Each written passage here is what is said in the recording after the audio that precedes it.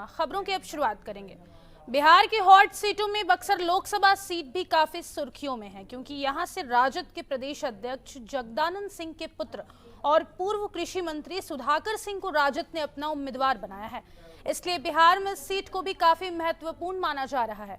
रामगढ़ विधानसभा के चंडेश गांव में सुधाकर सिंह ने मंच से लोगों को संबोधित करते हुए कहा कि बिहार के विकास के नाम पर नीतीश सरकार ने बिहार को पीछे धकेलने का काम किया है। दिल्ली का विकास हुआ, मुंबई का विकास हुआ, तो मोदी जी आप दिल्ली और मुंबई में वोट मांगे, बनारस, बक्सर और पटना में क्यों वोट मांग रहे हैं? जब इन इलाकों के विकास के लिए आपके पास पैसा नहीं था, नौजवानों को आप एक 4 साल वाली अग्निवीर योजना वाली नौकरी दिए हैं, इसकी रिटायरमेंट के बाद पेंशन नहीं है।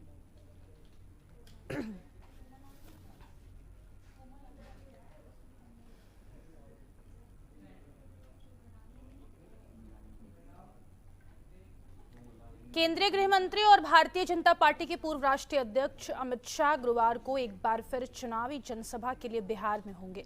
इधर बिहार के पूर्व उप मुख्यमंत्री और विपक्ष के नेता तेजस्वी यादव की धुआंधार चुनावी सभाओं का दौर जारी है। गुरुवार को शाह और तेजस्वी को लेकर एक बड़ा अजीब संयोग बन रहा है। एक तरह से शक्ति परीक्षण जैसा, एक जिले में अमित शाह पहले पहुंचेंगे और तेजस्वी उनके बाद दूसरे जिले में तेजस्वी पहले पहुंचेंगे। ऐसे में राजनीतिक प्रेक्षकों की नजर इनकी जनसभाओं में पहुंचने वाली भीड़ पर होगी, जबकि दोनों नेताओं को इस भीड़ के फायदे नुकसान का गणित देखना होगा।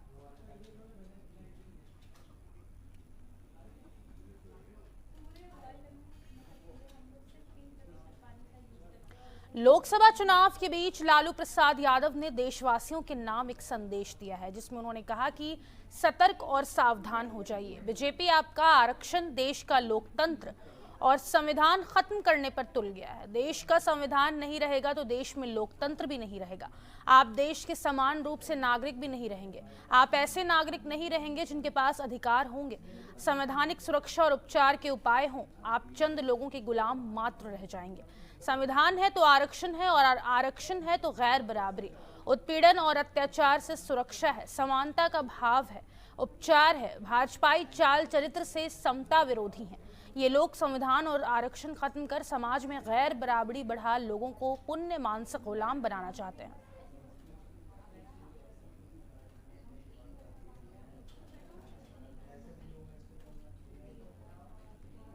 छपरा के गड़खा थाना क्षेत्र के मोतीराजपुर गांव स्थित एक मदरसा में अचानक ब्लास्ट हो गया। इसमें मदरसा के मौलाना और उनका छात्र गंभीर रूप से घायल हो गए हैं। धमाके की गूंज आसपास के इलाके में हड़कंप मच गया है।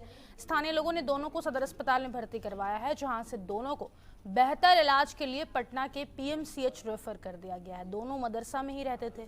इनकी पहचान मड़ौरा थाना क्षेत्र के ओलनपुर गाँव निवासी मौलाना इमामुद्दीन और 15 वर्षीय नूर आलम के रूप में हुई है। ये नूर मुजफ्फरपुर जिले के निवासी हैं।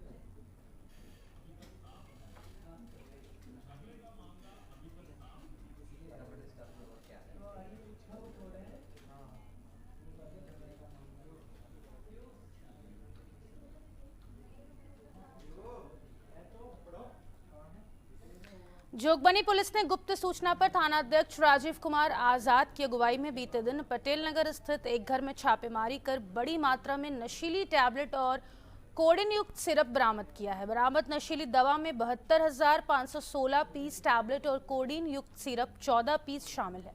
वहीं पुलिस ने घर के सदस्य आरोपी अमित भगत को गिरफ्तार कर लिया है। वहीं इस संबंध में फारबिसगंज डीएसपी मुकेश कुमार साहा ने प्रेस वार्ता कर बताया कि पुलिस को सूचना मिली थी कि जोगबनी स्थित पटेल नगर में नशीली दवाओं का बड़ी खेप डिलीवरी होने वाली है, जिसके बाद आरोपी के घर पर छापेमारी की गई। साथ ही इसके आरोप में एक कारोबारी को गिरफ्तार किया गया है।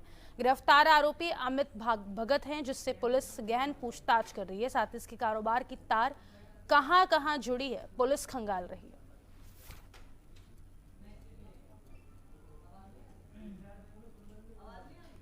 अरे उस टाइम टीपी नहीं आई।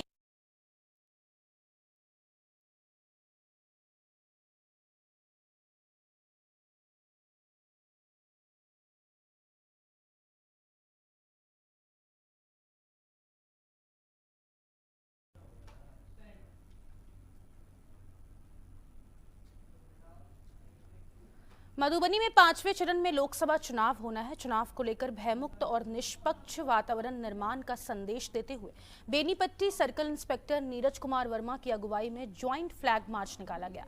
यह फ्लैग मार्च साहरघाट थाना परिसर से शुरू होकर बसबरिया चौक तक निकाली गई। फ्लैग मार्च के दौरान इंस्पेक्टर वर्मा ने लोगों से चुनाव के लिए भयमुक्त वातावरण निर्माण में सहयोग करने की अपील की। साथ ही संदेश दिया कि निर्वाचन को लेकर लागू आचार संहिता में अगर कोई असामाजिक तत्व लॉ एंड ऑर्डर को तोड़ने का प्रयास करता है तो पुलिस वैसे व्यक्ति के खिलाफ कड़ी से कड़ी कार्रवाई करेगी। उन्होंने लोगों से भयमुक्त होकर मतदान करने की अपील की।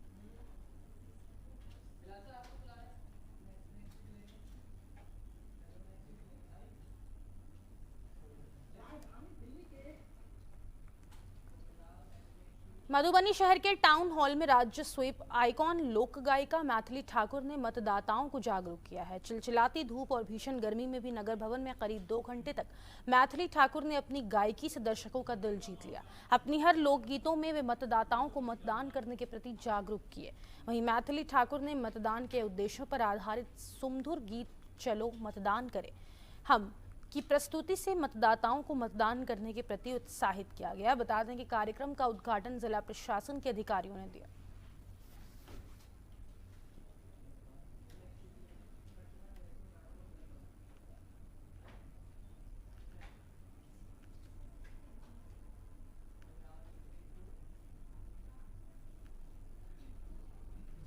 देश भर में जहां एक तरफ लोकसभा चुनाव चल रहा है, वहीं बिहार में एक दल से दूसरे दल में जाने का सिलसिला लगातार जारी है।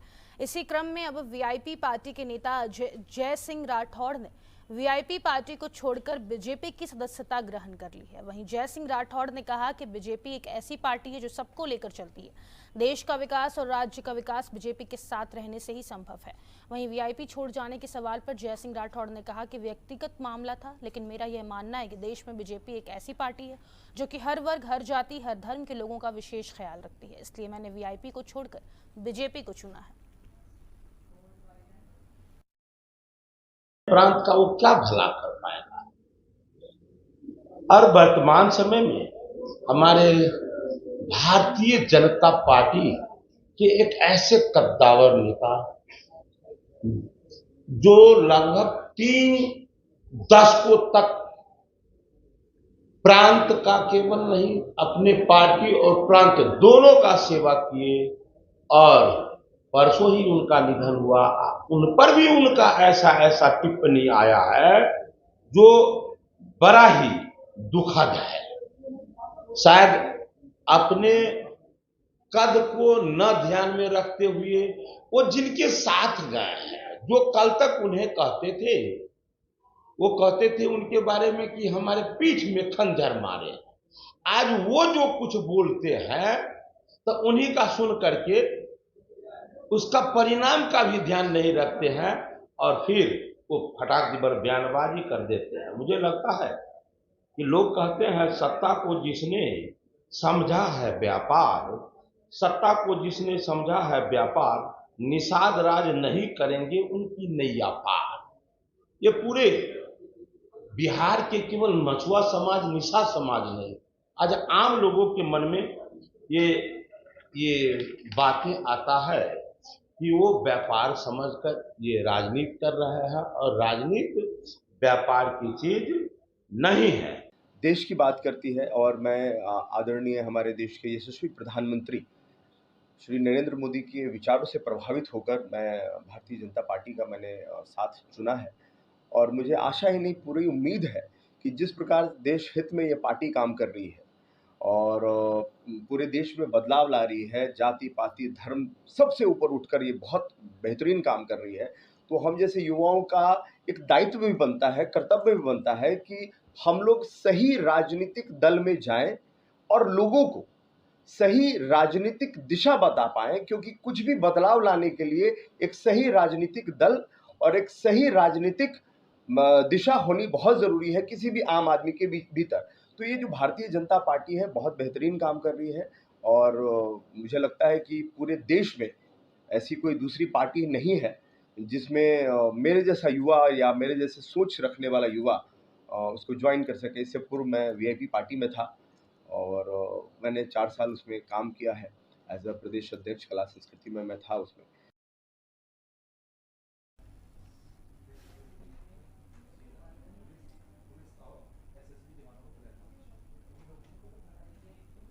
गोपालगंज जिले के भोजपुरवा गांव के पास सड़क दुर्घटना में घायल शिक्षक की इलाज के दौरान गोरखपुर में मौत हो गई।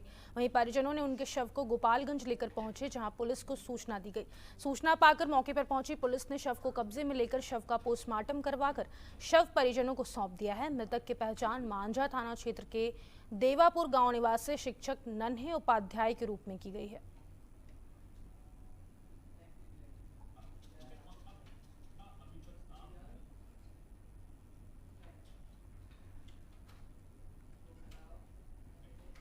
गया शहर के डेल्हा थाना क्षेत्र के छोटकी डेल्हा से एक दिल दहला देने वाली घटना सामने आई है। बता दें कि यहां की रहने वाली लक्ष्मी कुमारी का 3 दिन बाद शव कोरमा पहाड़ी के पानी भरे तराई से बरामद कर लिया गया। वह 3 दिन से लापता थी। वहीं मंगलवार की सुबह छात्रा का बैग और चप्पल कोसमा पहाड़ी के पास फेंका हुआ मिला था। आशंका जताई जा रही थी कि छात्रा ने इस पहाड़ की तराई में छलांग लगाकर आत्महत्या कर लिया हो। वहीं एसडीआरएफ की टीम भी घंटों पहाड़ के गड्ढे में खोजबीन करते रहे, लेकिन आज सुबह छात्रा का शव पानी में तैरता हुआ दिखा। सूचना के बाद पुलिस मौके पर पहुंचकर शव को बाहर निकाला और शव को पोस्टमार्टम के लिए मगध मेडिकल अस्पताल भेज दिया। फिलहाल अभी स्पष्ट नहीं हो पाया है कि छात्रा ने आत्महत्या की है या फिर उसकी हत्या कर शव को पानी में फेंक दिया है।